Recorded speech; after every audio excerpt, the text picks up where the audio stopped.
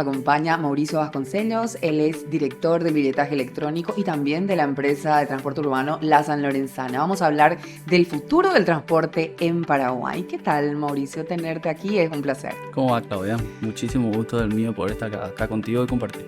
Bueno, y antes que nada, vamos a hablar un poquito de Mauricio. ¿Cómo empezaste en el mundo laboral y qué es lo que te llevó a que hoy estés en una de las empresas más reconocidas del transporte urbano? Y mira, realmente mi experiencia laboral empieza en una empresa familiar, ¿verdad? La empresa de mi padre.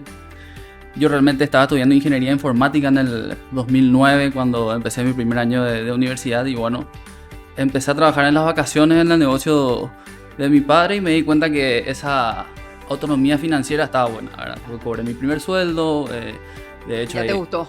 Claro, exactamente. Entonces ahí como que dije, bueno, ¿a qué voy, verdad? ¿Me dedico a ser estudiante o me dedico a trabajar y también estudiar? Entonces, bueno, ahí como que decidí cambiar de carrera. Empecé a estudiar administración de empresas. Ahí continué como 3-4 meses más trabajando con mi padre y ahí entré a Cervedipar. De hecho, Valentín fue mi primer jefe. Ah, sí, Valentín, Así que amigo es. de la casa también. Así mismo, que estuvo también ya sí. por acá hablando. Trabajé en Cervedipar 1 año y medio más o menos, realmente por dificultades. En ese entonces estábamos en Utané. Se me dificultaba mucho ir a la Universidad Católica, que es donde estaba estudiando. Entonces, bueno, decido ir a otra empresa que es Arcor. Entonces ahí ya me quedaba un poquito más cerca. Estuve en Arcor casi 2 años y luego tuve mi primera experiencia como jefe de marketing en Kimberly-Clark. Ahí estuve 2 años y luego me fui a España, hice una maestría. Al volver empecé a trabajar con el grupo AJ y en el 2019 empieza lo que sería la transición de la metodología de trabajo de la empresa de transporte, donde se empieza a dejar de lado todo lo que es el cobro en efectivo y empieza la transición a el billetaje electrónico. La San Lorenzana es una empresa familiar desde el año 2002. Donde mi abuelo adquiere la mayoría accionaria y siempre fue mi hermano el que estuvo liderando todo lo que sería la actividad familiar empresarial. ¿Cuántos hermanos son ustedes? Nosotros somos 4, yo soy el menor de todos. Ah, ok. Y mi hermano Martín, que es el mayor de todos, siempre estuvo a cargo de toda la parte de la empresa familiar de transporte, pero en el 2018 él tuvo un infortunio de salud, por lo cual tuvo que dejar las canchas un tiempito, ¿verdad? Hoy, gracias a Dios, ya está con nosotros trabajando de nuevo. Pero bueno, empezaba todo lo que sería la transición tecnológica, ¿verdad? Entonces, mi mamá, como heredera de mi abuelo, en ese entonces también estaba mi tía, 2 personas un poquito mayores. Bueno, con la tecnología es como que de repente los desafíos se hacen un poquito más grandes. Sí. Así que bueno, acude a mí, mi mamá me propone la idea de que yo entre a la empresa familiar para que pueda hacer toda esa transición y bueno, realmente en el 2019 es donde empieza toda mi experiencia con el transporte público, liderando el cambio desde la San Lorenzana de la transición del cobro en efectivo a lo que sería el billetaje electrónico. Bueno, ¿y cómo se da ese cambio de ir a consumo masivo, donde hay mucha publicidad, hay mucho marketing, mucho movimiento, y después llegas al servicio de transporte urbano, que quizás a lo mejor hasta se ve más como un commodity, ¿verdad? No sé si la gente aprecia tanto, ¿verdad? Porque obviamente que si te toca una línea específica que es la que pasa cerca de tu casa, no es que vos estás comparando todas las líneas, ¿verdad? Claro, eso es, yo creo, algo que le caracteriza mucho a este sector, ¿verdad? Donde de repente se hablan de empresas competidoras cuando que realmente son servicios complementarios. Es como que yo no puedo abarcar todo el sistema de transporte, entonces otras líneas realmente no son mis competidores, sino que tenemos que trabajar en conjunto para que el sistema en sí sea bueno. Entonces, para que la gente pueda optar por ese servicio y que de esa forma podamos tener más pasajeros y que también el tráfico sea mucho más fluido.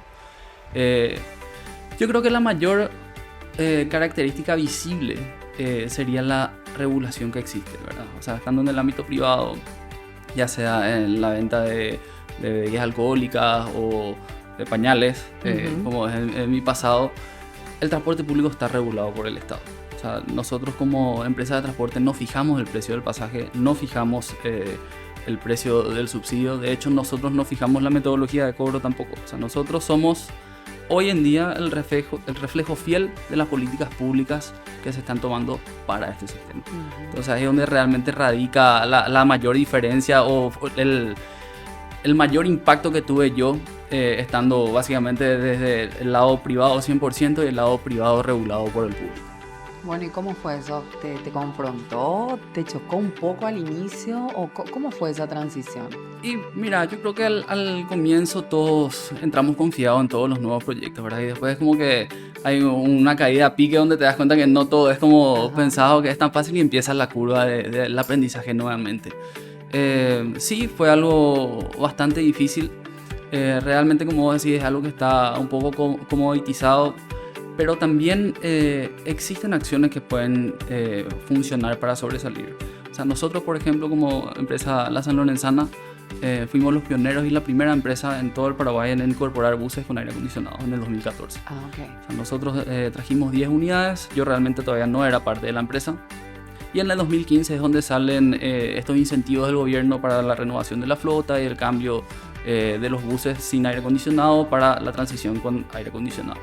Hoy también como empresa nosotros contamos con unidades de combustión híbrida, por ejemplo, donde funcionan con motor eléctrico y también funcionan con motor a combustión. Ustedes Entonces, ya están trabajando así. así mismo.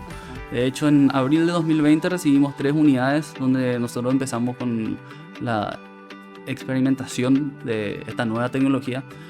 Y la verdad que la experiencia está muy buena, es muy satisfactorio, el andar es distinto, hasta inclusive estando dentro de la parada uno está y de repente hay un bus al lado y pucha, no te das cuenta y como no hace el ruido del motor, tipo nada más está rodando con el motor eléctrico, realmente es algo que llama muchísimo la atención y hasta hoy no deja de sorprender. Y además de lo sustentable, eso impacta mucho en los costos, Mauricio. En cuanto a la tecnología, sí, genera un ahorro significativo en el consumo. Sí. Hoy, si bien el CAPEX es mayor, el OPEX es donde se ve reflejado el ahorro, ¿verdad? Nosotros básicamente con esa unidad estamos teniendo un ahorro entre 30 a 35% de consumo de combustible. Y me gustaría saber cuál es el impacto en costo de utilizar el sistema híbrido en vez de un combustible tradicional. Y mira, realmente cuando hablamos de CAPEX o inversión inicial, el monto es más elevado. Pero se ve reflejado en todo lo que sería el OPEX o el capital operativo, el beneficio de hacer esa inversión. Estamos hablando de más o menos un ahorro de 30-35% de consumo de combustible, pero también estamos entrando en nuevas experiencias, en lo que sería toda la parte de piezas de accesorios, ¿verdad? Estamos empezando lo que sería incursionar en las reparaciones de motores eléctricos, de capacitores, y dependiendo de la tecnología, si tiene o no batería, particularmente estos buses no tienen batería, trabajan con capacitores nada más. Entonces es como que es algo nuevo, por eso estamos trabajando con 3 unidades nada más. Como un prototipo de la experiencia, ¿no? Así mismo, yo creo que hoy con la experiencia que estamos teniendo probablemente sea lo que empecemos a replicar a futuro, siempre y cuando podamos tener las garantías jurídicas para poder seguir invirtiendo.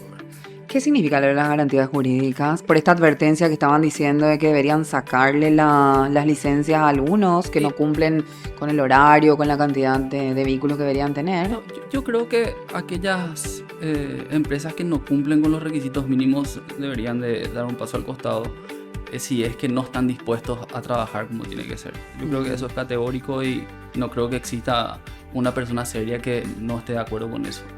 Lo que me refiero a garantía jurídica sería, por sobre todo, la estabilidad en las leyes y resoluciones que salen, ¿verdad?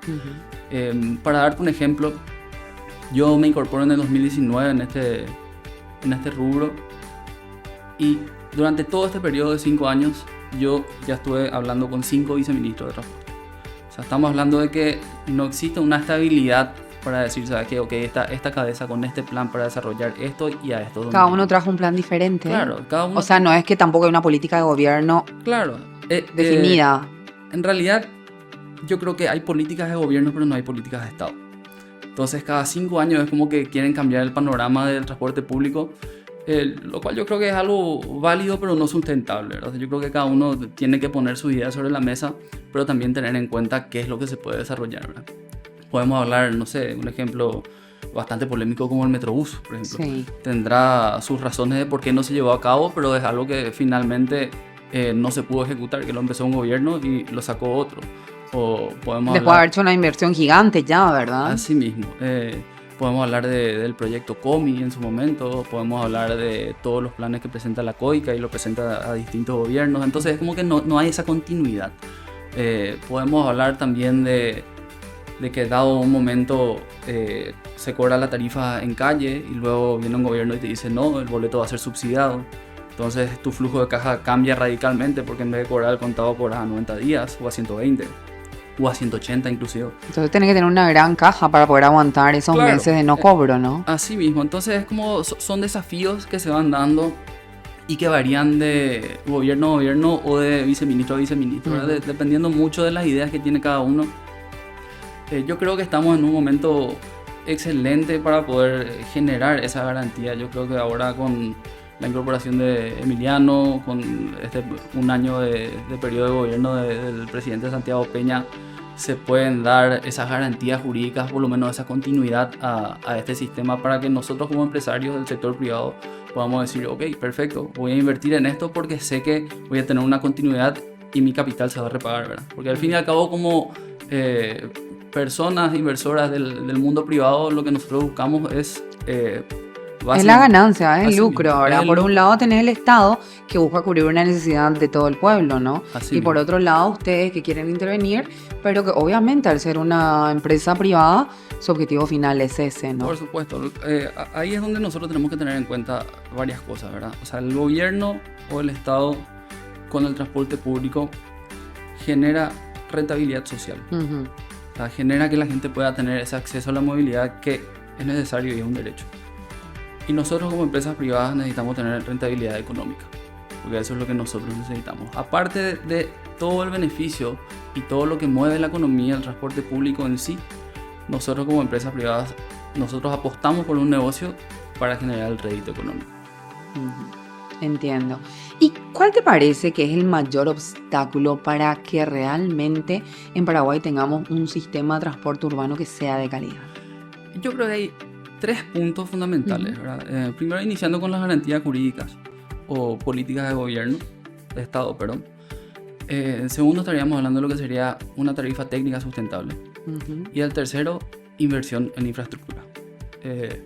Realmente cuando tenemos la oportunidad de viajar a otros países, por ejemplo con Initiative, cuando estuvimos por Madrid, yo creo que el 90% de todos mis compañeros, yo incluido, anduvimos en bus, anduvimos en metro, sin ningún era problema. La hora, ¿eh? Claro. Nosotros decíamos a tal hora y pasaba. Así era y mismo. cuarto, era y 18 y llegaba el bus o el metro. Claro, y vos te vas a Madrid y ves los carriles exclusivos, ves las unidades renovadas, ves que los buses todos tienen aire acondicionado, tienen transmisión automática, tecnología de punta, inclusive empezás a ver unidades eléctricas.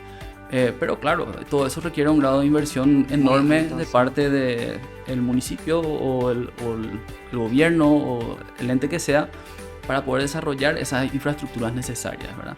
Y cuando hablamos de tarifa, realmente hablamos de lo que sería tener un manual serio donde se pueda decir, ok, ¿cuáles son los costos de una empresa de transporte? Los costos operativos, los costos de capital, los costos financieros.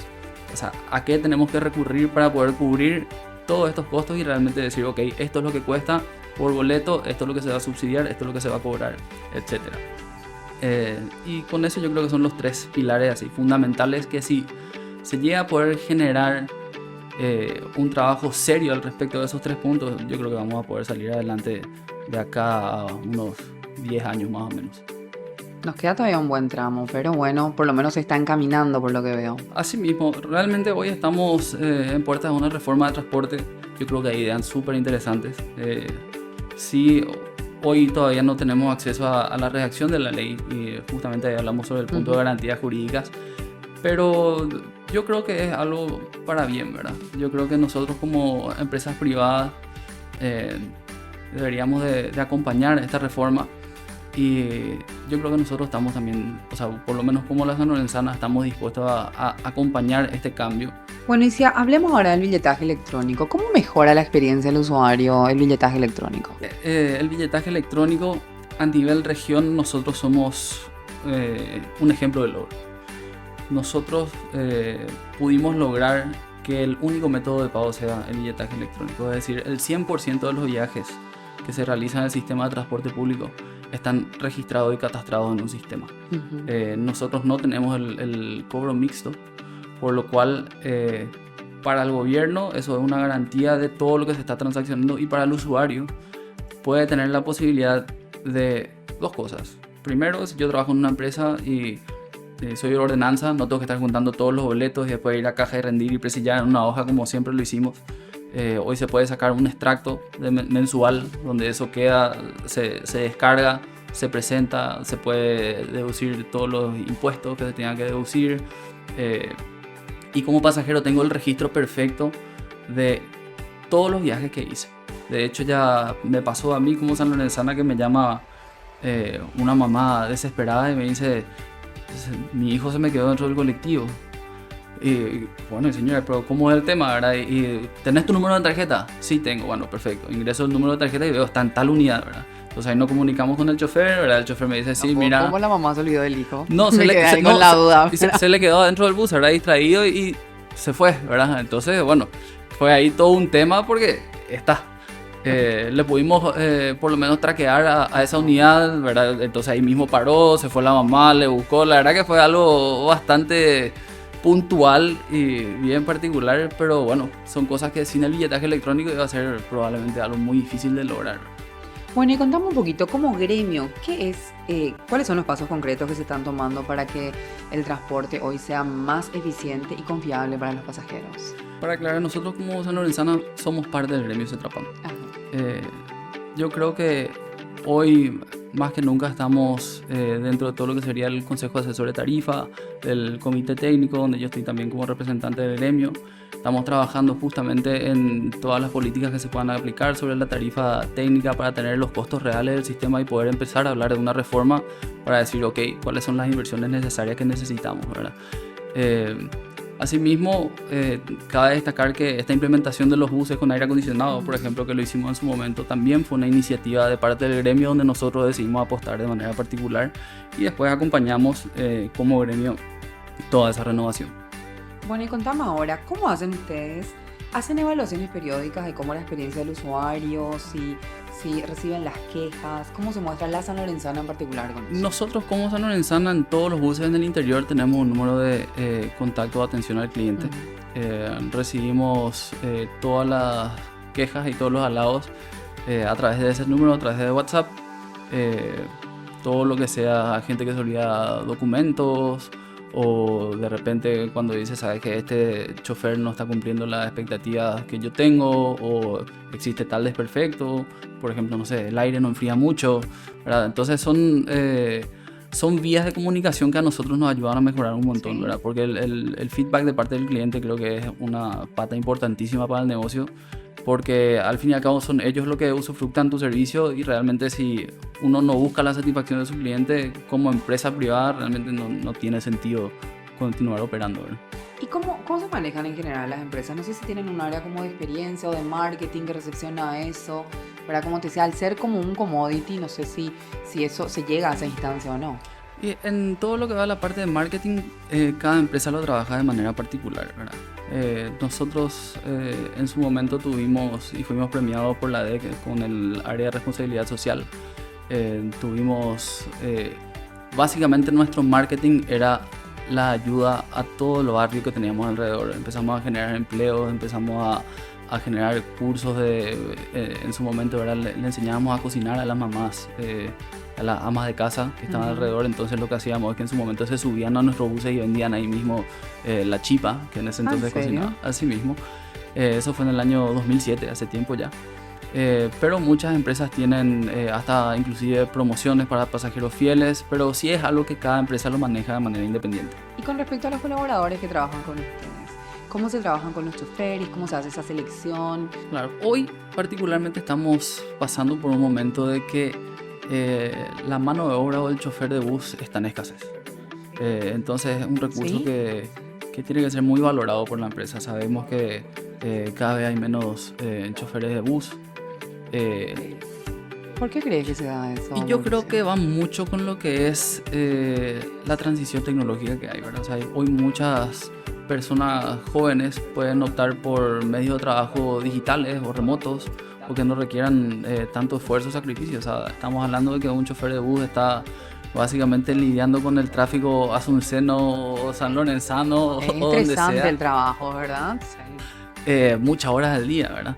sea, imagínate que creo que nosotros que lidiamos en hora pico de mañana y tarde, de repente nos estresa eso. Bueno, imagínate estar 8 horas al día sentado en el volante lidiando con eso, ¿verdad? Pero para responder tu pregunta con la parte del equipo, yo creo que es muy importante mantenerle motivado a todo personal que rinde bien. Hay que darle su rédito, hay que premiarle, hay que reconocer y por sobre todo escucharle. Yo particularmente soy de la política que de los 160 colaboradores que tiene la Sanlorenzana, te puedo asegurar que los 160 tienen mi número. Me escriben a veces a las 4 de la mañana, a veces a las 11 de la noche, ¿verdad? Porque tenemos jornadas bastante largas, pero les escucho, les hablo, les recibo. Por más de que de repente pueda hacer algo engorroso, yo creo que es algo que el mismo personal tiene muchísimo en cuenta al ser escuchado por lo menos la persona que está a cargo de la empresa.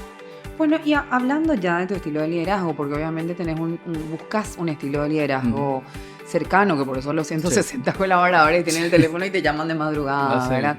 Pero ¿cómo administras eso con tu vida personal, por ejemplo? Bueno, realmente le dedico mucho tiempo de trabajo a la empresa, así es que, no sé, creo que estoy entre 10 a 12 horas trabajando en todo lo que sería el billetaje y la empresa de transporte. Yo creo que también todos los colaboradores que trabajan en la Sanlorenzana tampoco es que abusan de eso y me llaman para contarme cualquier tontería, ¿verdad? Sino que cuando realmente necesitan una ayuda o una mano, ahí me contactan, o muchas veces inclusive el ser escuchado. Realmente en mi oficina mis puertas siempre están abiertas. Muchas veces estoy trabajando y bueno, viene alguien golpea y me dice quiero hablar contigo, o vienen a hablar contigo tal chofer o tal mecánico o lo que sea, y normalmente le digo, ¿sabes? Que pase ahora, hablemos, o bueno, me agendo un poquito ahí, decirle bueno, en media hora o en una hora o lo que sea cuando termino mis cosas. Yo creo que eso es lo que a mí más me reconforta en cuanto al trabajo, ¿verdad? Porque siento que esas personas confían en mí y tienen en cuenta lo que digo. O sea, por algo acuden a mí y siento que dándole el apoyo como empresa, realmente nuestro personal puede salir adelante. Y teniendo un personal que puede salir adelante y que esté contento con lo que tiene, también brinda beneficios increíbles a la empresa. Bueno, por un lado tenés un servicio masivo que es el de transporte y por otro lado uno que está orientado a la innovación tecnológica como el billetaje electrónico. ¿Cómo haces para equilibrar la gestión de esas dos empresas? Y mira, realmente el billetaje electrónico nació en el 2018. Yo entré como director de billetaje en el año 2020. 2021, sí. Y realmente en todo lo que sería la pandemia le dediqué muchísimo tiempo a lo que sería el billetaje y todo lo que sería la transición, ¿verdad? Porque del año 2019 al 2020 empezó la transición del modo de cobro mixto y en el 2020 se implementa el modo de pago solamente de billetaje electrónico. En su momento le dedicaba básicamente mitad de día y mitad de día. O sea, me iba a la mañana en la empresa de billetaje y después me quedaba como hasta las 8 de la noche en la empresa de transporte, o al revés. Y de hecho hasta hoy en día hay muchos días que lo hago así. Hoy particularmente ya puedo manejar un poquito mejor mi agenda, ya tengo todo marcado lo que voy a hacer la semana que viene. Entonces digo, bueno, está, lunes, martes voy a la empresa de transporte, miércoles voy acá, jueves tengo que hacer algunos trámites en el viceministerio o lo que sea.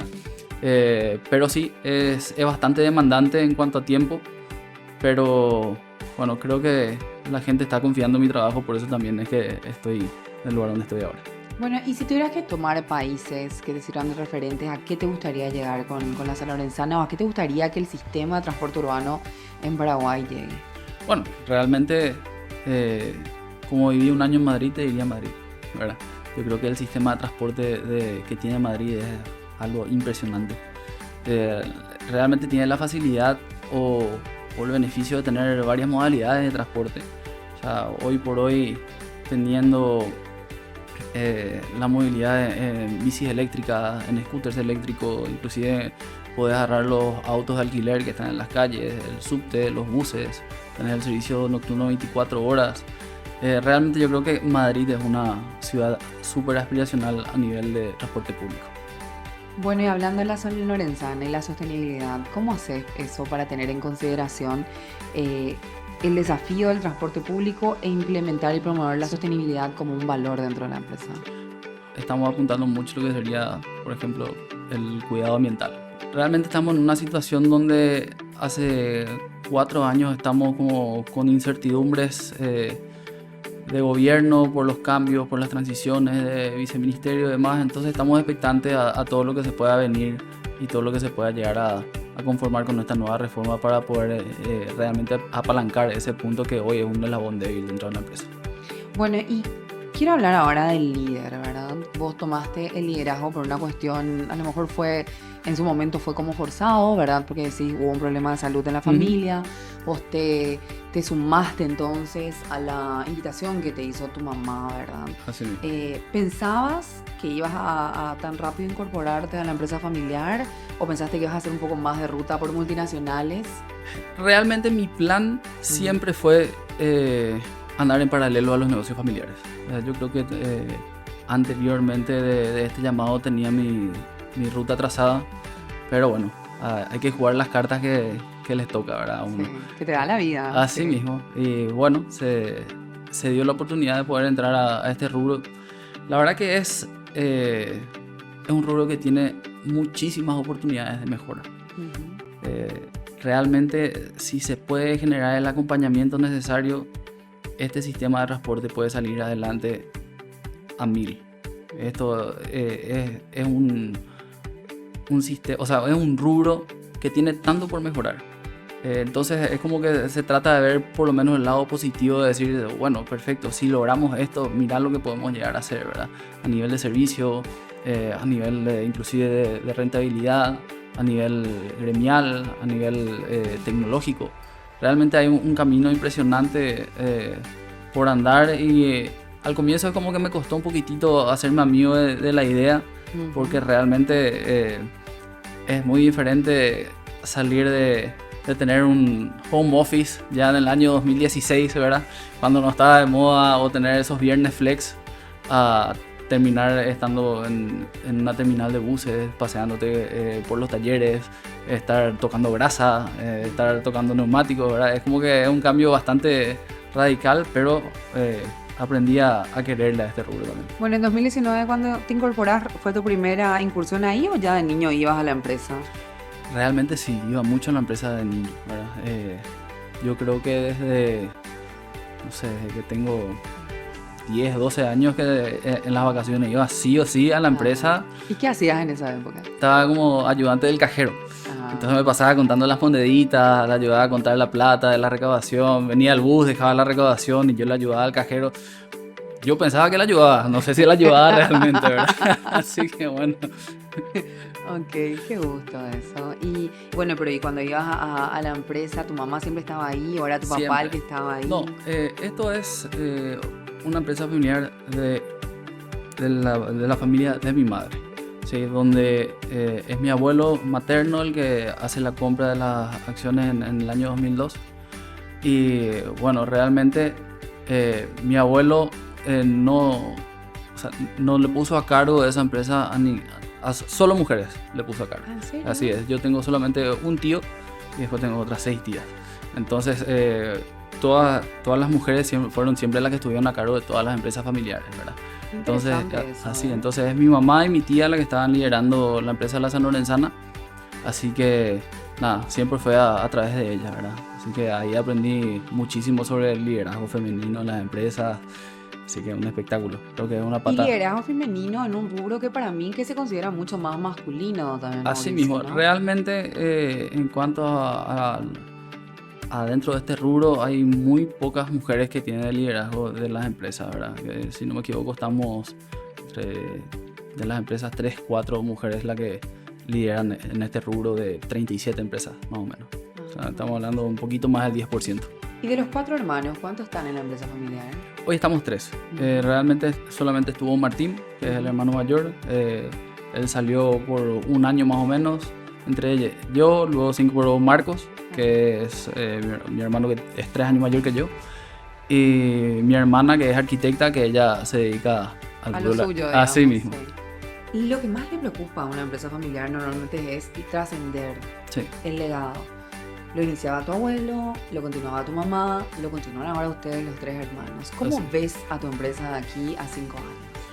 Bueno, la verdad que a cada 5 años espero estar todavía. Sí. Así es que Bien, le veo encaminado. Mira, particularmente yo no tengo hijos, así que en cuanto al legado particular mío, hoy ni siquiera está dentro del radar, del panorama.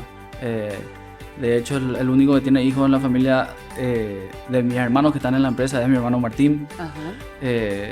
Yo soy muy partidario de que cada uno elige su camino, ¿verdad? Y luego vendrá el llamado y cada uno decide si es que lo acude o no, ¿verdad? ¿Y vos sos una persona ávida de conocimiento? De conocimiento, es muy amplio eso. Te consulto por qué. Porque sé que hiciste 2 másters. Sí, hiciste uno, viviste un año en Madrid, me decías. Así. Hiciste un máster allá. Y luego el año pasado hiciste un máster acá en Paraguay, ¿verdad? En Initiative. Así mismo. O sea, ¿cuál fue tu experiencia? ¿Qué es lo que te impulsa a vos a seguir capacitándote? Mira, yo le agarré el gusto al estudio en mi 4º año de administración de empresas.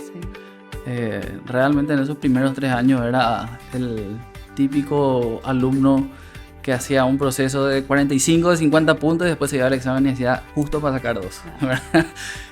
Y realmente en el 4º año como que cambié ese chip, le agarré el gusto al estudio. De hecho quiero seguir estudiando, tengo en mente en algún momento poder hacer un PhD. Veremos, yo creo que el transporte es algo que se puede dar para todo lo que sería investigación y de poder tener un doctorado, por ejemplo. No descarto inclusive hacer un MBA también. Yo creo firmemente que la clave para el éxito es seguir capacitándose siempre, de no perder esa sed de conocimiento que uno tiene alguna vez y bueno, de continuar ya sea de manera propia o individual con libros o con cursos online que hoy están tan de moda, o recurrir acá a lo que fue Initiative, por ejemplo, que yo creo que fue algo brillante y que se adecuó al 100% de lo que yo estaba buscando en su momento, ¿verdad? Que es tener una titulación internacional, poder tener la oportunidad de hacer una defensa en otro país y que te dé la facilidad de que los profesores vengan a uno. Yo no estaba ya en el momento de poder viajar un año para hacer otra maestría y bueno, cuando me hablaron de Initiative me dijeron, eso es lo que yo necesito. Así que se adecuó 100% a lo que buscaba. Bueno, mira, fue un placer compartir contigo hoy, Mauricio. No sé si tenés algún mensaje final, porque te cuento que alguien me estuvieron hablando de vos, ¿verdad? Gente que trabajó contigo, ¿verdad? En las empresas, y justamente me decía que lo que te caracterizaba era que vos tenías un pensamiento lateral que no era el pensamiento tradicional, ¿verdad? Y que siempre venías con ideas diferentes y que incluso me dice, vos sabés que le forzaba mucho cumplir horarios, me dijeron. Le forzaba mucho cumplir horario, pero venía, era una maquinita, eso es lo que me dijeron. Sí. Qué bueno, sí. Yo creo que en realidad en la vida lo que te toca es aprender las lecciones, sacar el mayor provecho de ellas. Y bueno, así es. Por algo será que está pasando lo que está pasando. Así ¿verdad? mismo, a surfear la ola. Así mismo es. Bueno, muchísimas gracias, Mauricio Vasconcelos, hoy con nosotros compartiendo su experiencia, su aprendizaje y lo que a él le motiva como líder y trabajar en una industria que hoy día está bastante en el ojo de la tormenta por todos los cambios que se vienen. Así que un placer haber compartido contigo. Igualmente, Claudia, cuando guste. Bueno, y vos no te olvides que nosotros acá seguimos en Initiative Talks, así que suscríbete ya a nuestro canal de YouTube, donde vas a poder ver y conocer acerca del corazón de los mejores y más exitosos empresarios y ejecutivos de Paraguay.